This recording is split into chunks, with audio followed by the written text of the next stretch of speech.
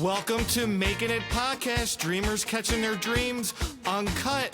I'm your host, James Demarco, sharing my insights, opinions, and experiences on all things pop culture with me and my guests. Sit back and get inspired to be you.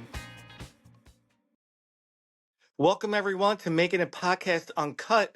I am excited today because I've known James Jacob Pierri, our guest, also known as Offset Gypsy, a tarot reader and published author with his tarot card deck for many years. And he has been doing this for 20 plus years, and he has been featured in newspaper articles doing horoscopes over the years, and also in Orlando at Universal Studios doing readings, which he still makes appearances. So, because everyone out there is always concerned about, what their future holds, I wanted to ask James on this uncut version of my podcast just how accurate can tarot cards be, and how can we learn from it to guide our life? So, welcome, James. Thank you for having me. Good morning, good afternoon, Good or good morning. evening, depending on who's watching Yes, right now. depending on where you're at. So let's get I want to jump right in, and we could talk about you while we're doing it.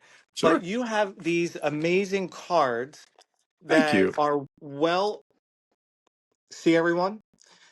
These are well illustrated, and I remember sitting with you. I believe these been out for a couple years. So I'm going to go back maybe 4 years or more when we met, because you have had many metaphysical stores in Pennsylvania It's my favorite and collection. It collects favorite store collection. shops. Right. And you showed me the illustrations on paper. So I actually saw, I don't think you remember it, but I actually Oh saw yeah. all of this way before. So the fact that it finally came to life and you didn't give up on that dream is amazing in itself, which is part of making it happen in your life. Tell me, as I get these cards out, what was Yeah. that like to do your journey in this field and help other people to understand their astrology and how the planets affect them and what their future might hold through card readings. Oh, it's been a whole entire journey and process for myself too. Much like the major arcana, when you lay them out when you first get the deck, they're nice and easy breezy. They're 0 to 21 or 1 to 22, depending on what deck you have. You always start out with the Fool, going through this entire journey, and it's it's been the lesson the tarot has taught me just by going through experience with it. So being able to publish my own deck, even though I'm a traditionalist when it comes to tarot decks, and by that what I mean is I didn't grow up using Rider-Waite-Smith decks. Where I come from, we used old-fashioned Italian playing cards, so they didn't really have a lot of detail. They had characters in them, but not a lot of detail like most tarot decks today do. And uh, so I had a different introduction to all of this culturally. And then when I developed a love for tarot decks created from the Marseille decks, all the decks created through the 14th, 15th, and 1600s, they change by the time we get to the early 1900s, late 1800s. And this is when we're introduced to the Rider-Waite-Smith deck that revolutionized tarot in the modern day today. But I will also include Aleister Crowley's deck. The Okay. artists that were chosen to create those decks were wonderful artists of their day and of their era. But I always feel like every deck since the Rider-Waite-Smith deck, apart from the Thoth deck that Aleister Crowley created, are novelty inspirations based on the Rider-Waite-Smith deck. And I always affectionately call them cheat sheets because the minor arcana have all sorts of illustrations on it that pertained to the secret society that the people who created that deck were part of. Okay. And I didn't connect. So, I mean, I learned about that later because I love history and studying Yeah. about metaphysics and the occult. my deck is a little different because the minor arcana look like old-fashioned playing cards, and I know that that Yes. frustrates a lot of consumers in the 21st century. And it was done intentionally on purpose, personally, as a homage to my experience with tarot. And I wanted to share that in my personal legacy. So the Offset Gypsy Tarot is based a lot on uh, my intense use of it every day, especially when I started working at Islands of Adventure at Universal Studios Orlando. When we opened up that theme park back in '99, I was given this incredible opportunity that was unheard of back then. Today, the kids are lucky. They have social media. They can go on there and amass a following of people all over the world from their bedroom, never having to leave the house. Back in those days, you had to go greet the public and, grow your clientele through meet and greet. And Yes. Universal Studios gave me that incredible opportunity to do so. Now, at that point, I'd already been reading professionally for many years, even though I was very young when I got that gig. The fun part of it was the grandiose costumes, the beautiful fantasy-esque playground we got to provide our services at. And back in those days, it was called Mystics of the Seven Veils. Today, it's Sun and Star Souls. And we're still there. We're still in Islands of Adventure. And having the opportunity to be part of opening that venue, it was the first psychic fortune telling venue to open up in a major theme park since Walt Disney had outlawed such things with the advent of Disneyland when he opened that up in the 50s. And he had just removed some components of carnival life, and fortune telling was one of them. Universal wanting to be bold, and because they created this fantasy area called Sinbad's Village, it looked like the old Sinbad movies. So it was pure fantasy. Our costumes were pure fantasy, but they're still beautiful. And we got to, like, it was the crossroads of the world at that time before the internet as we understand it exists. And that is where I amassed my clientele. That's where I got picked up by talent agents and event agents, and then they sent me all over the country, then all over the world to go do tarot card readings. And then, like you said earlier, this is what led into writing horoscope columns for, started as local newspapers and magazines, and Mhm. then I went on to international fashion magazines, and then radio and podcast. Got myself into a few movies as well. I mean, it was a wild magic carpet ride, just following A the magic cards. carpet ride like Aladdin. Right, right. So with my Offset Gypsy deck, the Offset Gypsy isn't a person, place, or thing. It was a nickname given to me at Islands of Adventure because of my love for the Oh. goddess Isis. And it morphed into a brand and a website. All these things gifted to me. I am not a computer person at all. I still even struggle with iPads and iPhones. But friends of mine who were in branding, created, and had computers. I remember they showed me my first website. I didn't even know what it was, and I'm like, "How will anybody find what? Who will see this?" And they're like, "People with computers will, James." I'm like, oh, "Okay." And that was it. As a gift, I kept the name and I kept the Right. logo, and I just went out into the world and put everything I do related to metaphysics under it. It stirred some controversy. A lot of people don't like the word gypsy for there are various reasons, whether Right. they're trying to be pro Romani. I'm not anti Romani. I've worked with so many Gypsy Romani people in their establishments and worldwide, working with organizations to raise funds and supplies for camps that are devastated by war and famine in Europe. So when I cross those bridges with clashes of people here in America, I just let them have it. They don't like the word, they don't like the word. Where I come from, we love the word, we embrace it. You know, So Stevie let, Nicks let's sings tackle about it all that the point. time. Let's tackle that Yeah, point as far as sure. astrology goes, and Right. also the history of cards itself, Mm, tarot cards. Now there's all kinds of cards. There's Oracle, yeah. Angel, Spirit decks. Um, Yeah. Many people out there feel like it is the occult and it is black Mm, magic and it is bringing in dark energy. And I know differently because I also have been gifted as an intuitive reader. right. What do you say to that? To debunk um, any of that, because I believe it's I all positive, calling on your own wisdom, your own higher self, your own um, guides, Right. that the energy is put into the cards. So how do you view that? Well, I tip my hat and say thank you to Hollywood for doing a bang up job of ruining a beautiful thing. And this is what we're the product of in the 21st century, especially in consumerism America. In metaphysics today, and this is coming from someone who's had a collection of metaphysical shops, Yeah. and it's just absolute consumerism. That's the problem. People consume horror movies, scary stories, where these things are always attributed. Now, I never saw anything uh, horrific the way Hollywood. I mean, I've seen weird things. I won't deny that, but the way people who come into this later in life or through Hmm. their gothic phase, which is cool. We all, of course, we all had our Yeah. gothic phase, Yeah. and but I was already interested in metaphysics and tarot and astrology way before that existed. For me personally, like you, I was fortunate to have a positive upbringing with it. Right. When I seen it in Hollywood movies, and then especially through like the heavy metal rage of the 80s and 90s, and Mm. how symbols and tarot was all mixed up in that world because of consumeristic Hollywood, I knew the difference. I knew that was a silly movie. This was just part of Sure. a plot. I didn't see what I do and what other readers do as that. Somehow it always goes back to a doll, a Ouija board, and evil tarot cards that, because there's the Right. devil or the death card, people are afraid to see Sure. those characters. Sure.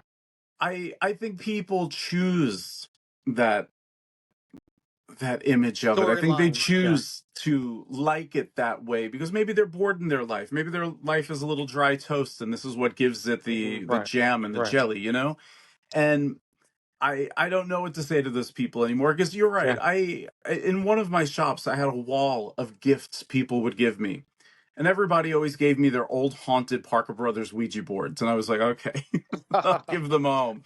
So I would decorate the wall with them but there Right. was all sorts of stuff on this. It was a beautiful wall. I mean, it didn't look a mess. It looked like art. It was great.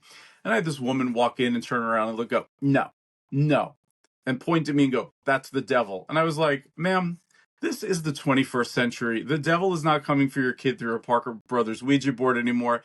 He's coming directly through Right. your kid's iPhone. Well, Right. you don't have to worry about that anymore." And she was not happy with that answer. And you know, I I I think I a just lot of let this also everybody. I think a lot of this, excuse me, also Yeah, comes because of certain religions have analyzed the Bible to say that it's bad to engage in that. So they, hmm, groups think that it is wrong. But I actually right. think that there's more people right now in this century that are interested in understanding how they can improve their life using this guidance than ever before at the same time. Yeah. Well, I mean, if you're going to subscribe to a club, right, you got to follow its rules. So you're part Sure. of that club. Yeah. That's up to the individual as well too. If people want to follow a club that says you shouldn't do this, but you're curious about it, well, that's your wrestle between your mind and your heart. Right, right. I don't know what to say to those people Right, anymore. But right. when they It's come neutral. shouting at me, I politely talk with them, and I'm not trying to change their mind. They're certainly not going to change mine. I respect their views. They don't respect mine. I'm so used to it now at this point. Right, right. But I do agree with you.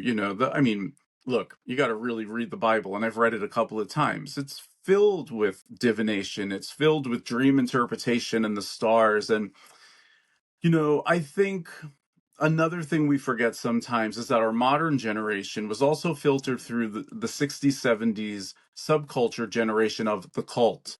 And I Hmm. think this is still in some older people's minds A that these could stigma. be brainwashing tools, and lead you astray. That part I respect because my grandfather always Sure. used to say, "Don't join cults." Right, right. No, I understand all that. I think there's just a lot to unpack with Oh that yeah. whole with the whole thing. But in the end, it's a gift. It's benefiting, and I want to start playing with these cards.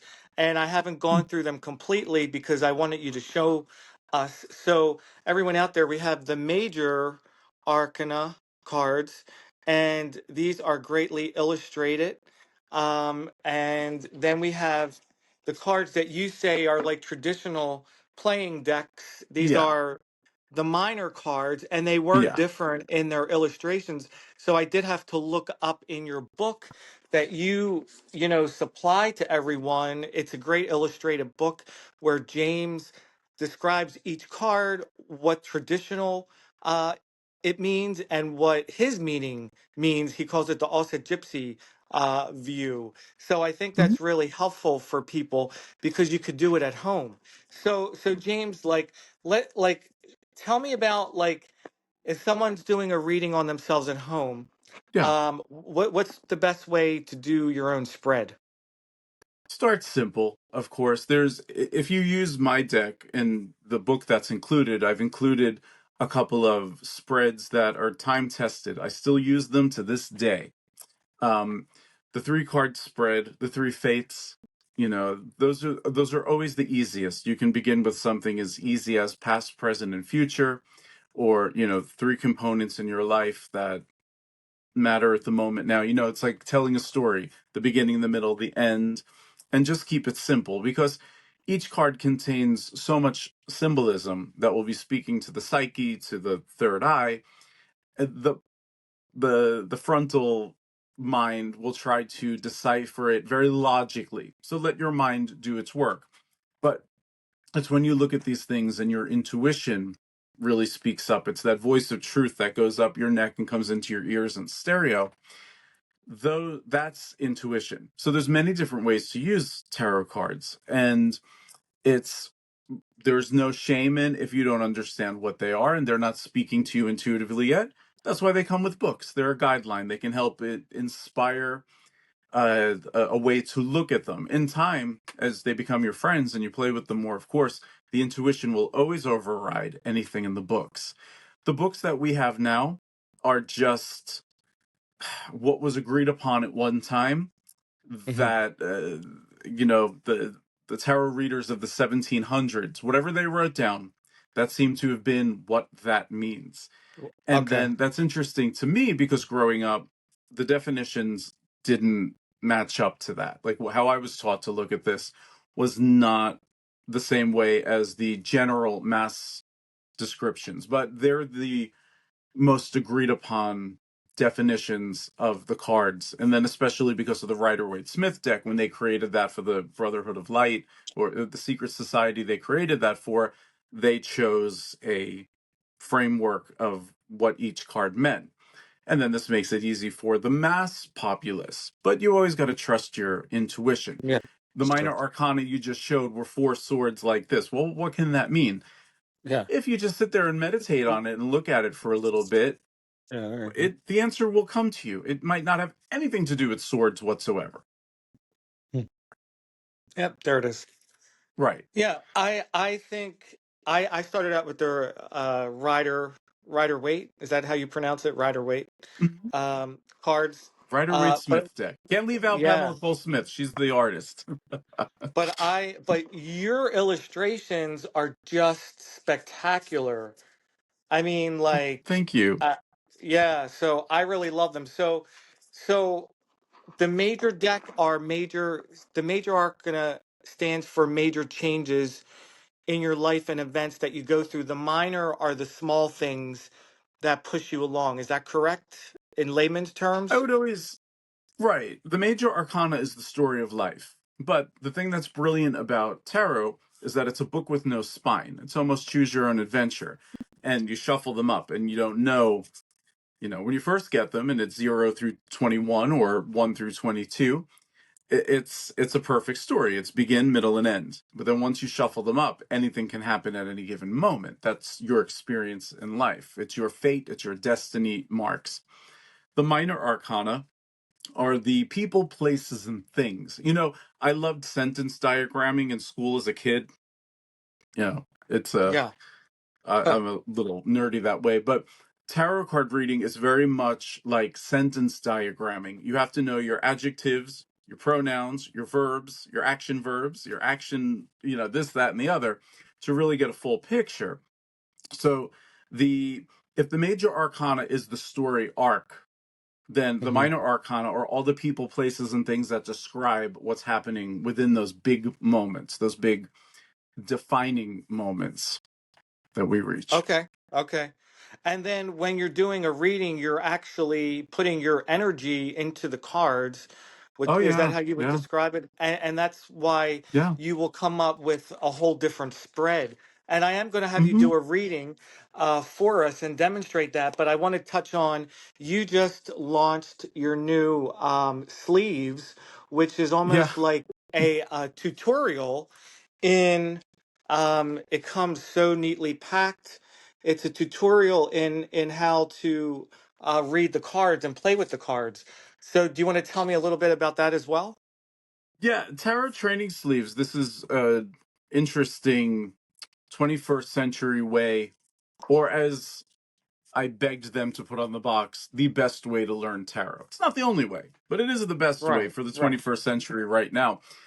A friend of mine who is a professor in a multimedia college in Florida uh, has watched me do what I do for over 20 years. And he's not a tarot card reader. He's pretty much an atheist, but he's open-minded and couldn't figure out and break how I do what I do. He was really entertained and mystified by it, but always said, James, it's the 21st century. There's got to be a easier, faster way for you to teach this. He's like, I've watched you do all these demonstrations and classes all over the place, but there's got to be a faster way that the people can move quicker with this. So we sat down and came up with tarot training sleeves, and it's a 3-step process. I always think initiation is an important key in anything metaphysical. So your first step is to get your tarot cards, and now the sleeves, they're just clear plastic sleeves you would put baseball cards or collectible cards in, but they transform when you get your tarot deck, and most standard tarot decks fit in it, not bigger ones. Of Mhm. course, smaller ones will fit. You have to get your cards and you have to put them all in their sleeves. And then you have to get the keyword stickers and put them on the bottom of the sleeve. And the Okay, keyword stickers introduce you to brief definitions of what each card means. Now, there's 78, sometimes 80, sometimes 98 tarot card decks, depending on the deck you use. It's a little overwhelming for someone. So you right. can still shuffle with them and, flip them over, and you'll at least see the keywords. They're nice introductions to what the card is. To what the card is. Yeah. Yeah, so then when you get past that step, you take what I affectionately call the cheat sheet, but my publishing company begs me not to say that, but I say it anyway. It's the definition card. You slide it between the card and the plastic sheet, the protective sheet, Uh-huh. and on that card is an upright and reversed meaning of that card. So it's a little bit more in depth information on how to use that card. Then, when you get past that, and trust me, these steps, you don't get through these steps in one day. I'm oversimplifying the process.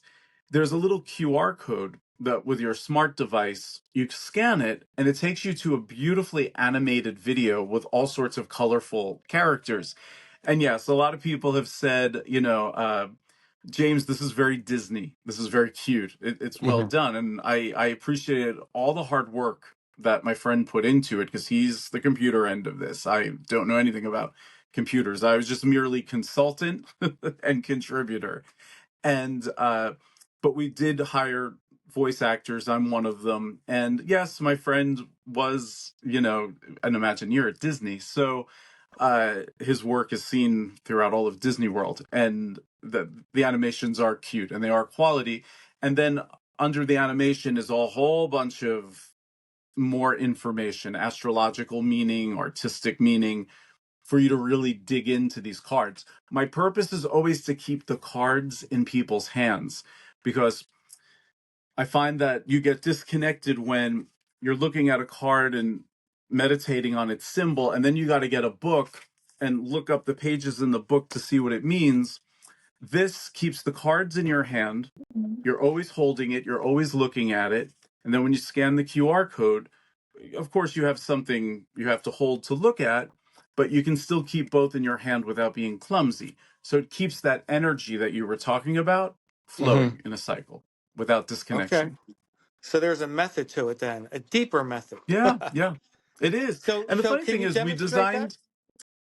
yeah, we designed the box to look like a book. because I always say when I teach my tarot classes that the only book you ever need to learn tarot is the tarot itself. All other books are other readers' experiences to help stimulate or inspire a reader, but they're not absolute. They're personal. So when you open the box, you have your cheat sheet cards, or as I said, the Right. the definition cards. Some of them you Yeah. can. There's two that you can write your own notes on. Notes are very important, and Yeah. then these are the And you have these keyword broken up. stickers. You have these broken up into Yeah, like steps. So yeah, it's pretty simple. yeah. And there's QR codes all over the box that you can scan, and it will make a video appear to help you master these and learn how to use them. I haven't done that because I wanted to talk to you first about it. So Yeah, so no, basically absolutely. Have fun with it. it will bring up the illustrated card then The in when you the QR codes on the box are a little bit of commercials. They show you what's inside, and they okay. give you a roundabout about how to use the product. How to use it. But Okay. then the QR codes that are on the definition cards, Leaves. they Yeah. will take you specifically to the meanings and the animated videos. Yeah, it's That's fun. It's that a lot of fun. That's amazing. That's like that. I mean, I don't think there's anything like this on the market. Number one, so you should be like this should be worldwide. I hope that it goes worldwide for you somehow because, uh, l- It's available worldwide, but you know what, everybody? Contact my publishing company, Red Feather MBS, and let them know that because I yeah. think I they mean, yeah. know they've got something, but it would be good if they heard from everybody that this really is a something, and they would do a lot more with it. Can you just hold up both of those boxes that you have, Yeah, for both? sure. My Because for those watching, I want them to actually Yeah, see what they're going to be getting. I mean, that's just amazing. thank And you. that's yeah. And then the sleeves come Well, in that book box that yeah, James just showed, which I have here. So it's almost like you can't go wrong. You're going to learn. It's a fun game. You can even play this with your family on game night you if you could. wanted to, or at Yeah. holidays. It's great. It's great for kids.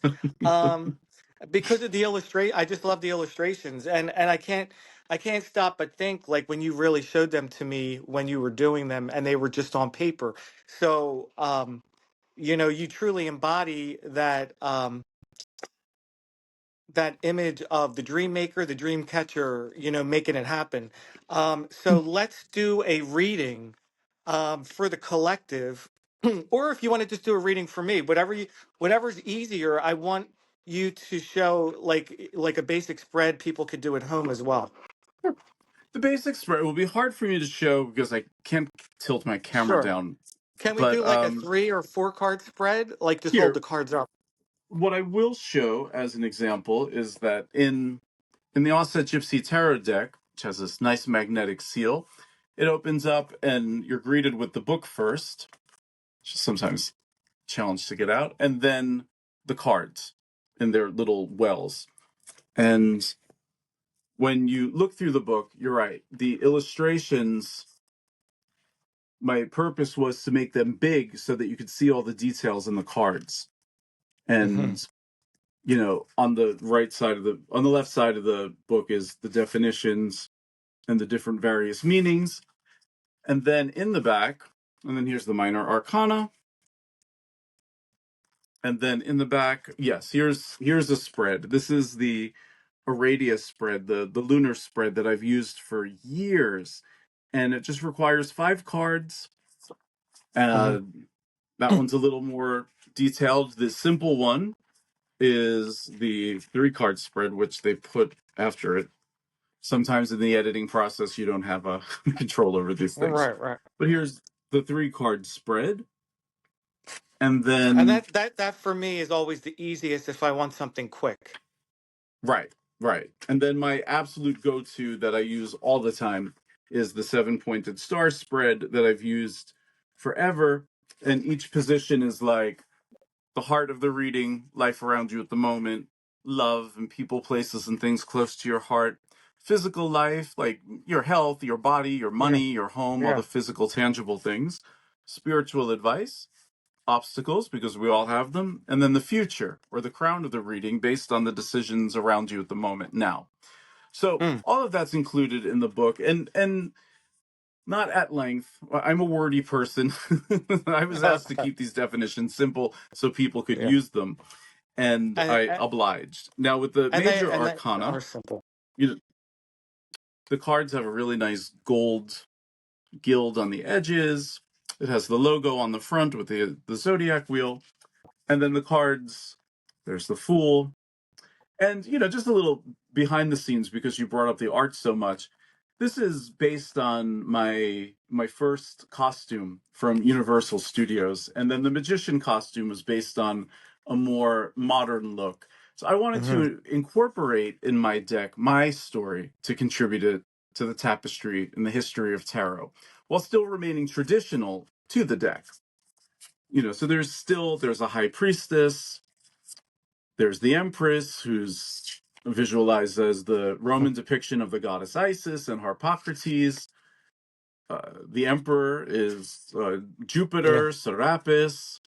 Is So everyone out there, I just have to clarify. James is the real deal because he really has a profound knowledge since his upbringing of major deities, goddesses, gods, in the dimensions and in the worlds, and he has really brought that to life in his cards, and he brings it to life because he has that knowledge of them and information and power when he does his reading, and that's what I feel like makes you stand out.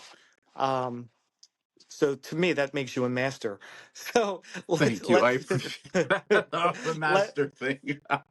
We are always learning. yeah, Jedis are masters. Tarot card Jedi's. readers are ever learning. The tarot is always teaching us something new every day. After all the years I've done this, in my daily meditations with my cards, I'm still learning something new, which then goes, where do I add that in the next tool to help teach the next generation? And I just hope that all of this helps inspire future tarot card readers to stay practicing and stay in a positive mind frame about it, and And use the treat it with cards to guide respect. and use the cards to guide your life. So Yeah. let's end this on let's do a 3 card reading.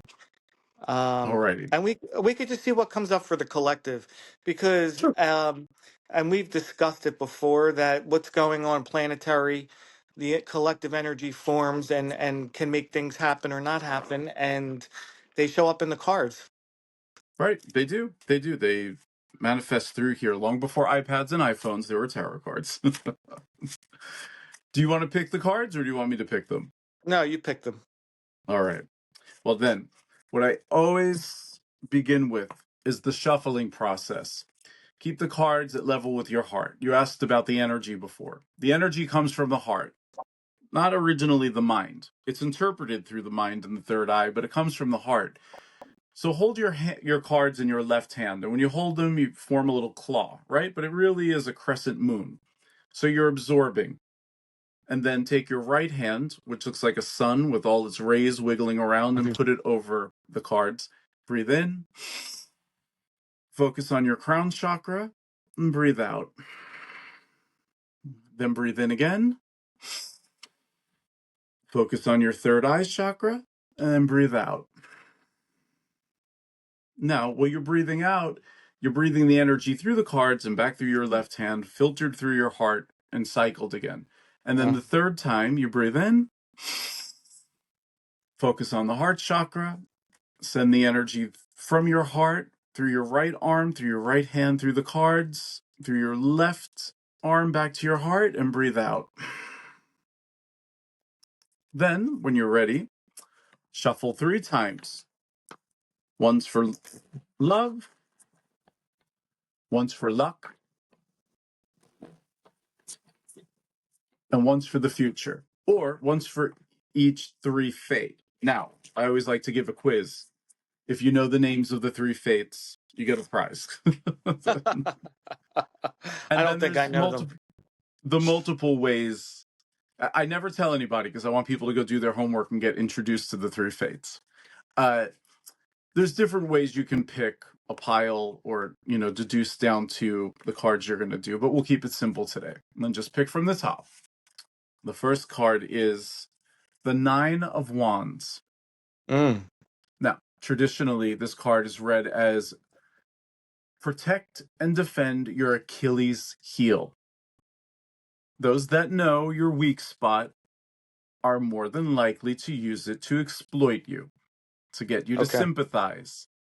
So protect your Achilles heel or move your Achilles heel. Make it something new today that nobody knows where that soft spot you possess have, so that they can't manipulate you and make you do something they want that you don't necessarily want to do. And the next card is the Knight of Cups. And this goes to show with Pisces season, as the kids call it these days, right around the corner. When this is the personification of a Pisces person. The Okay. creative, the romantic, the dreamer, the artist, the entertainer, the performer. This is the one that gets so caught up in playing the character that they don't actually, as talented as they are and as multifaceted as they are, they're the one that always gets overlooked, unfortunately, because Hmm. they're too wrapped up in their own dream, and they're not showing the professional polish edge needed. This is the Okay. person you see playing guitar out in the street, and you hear their beautiful voice and lyrics and go, why is this person not on the radio? Hmm. Because they're too wrapped up in their art and their work. And then finally, the third card,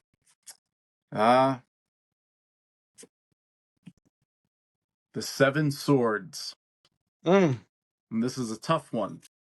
The swords make hmm. you think. If the swords are all related to the mind and what goes on in the mind, this could be thoughts impeded by other people's opinions, Hmm. and how sometimes we just need to hear that voice of truth shoot up our spine and into our ears and not listen to everybody else's opinion. And I think these days that's an understatement. There's too much opinion everywhere, and I think people Right. feel buckled under it.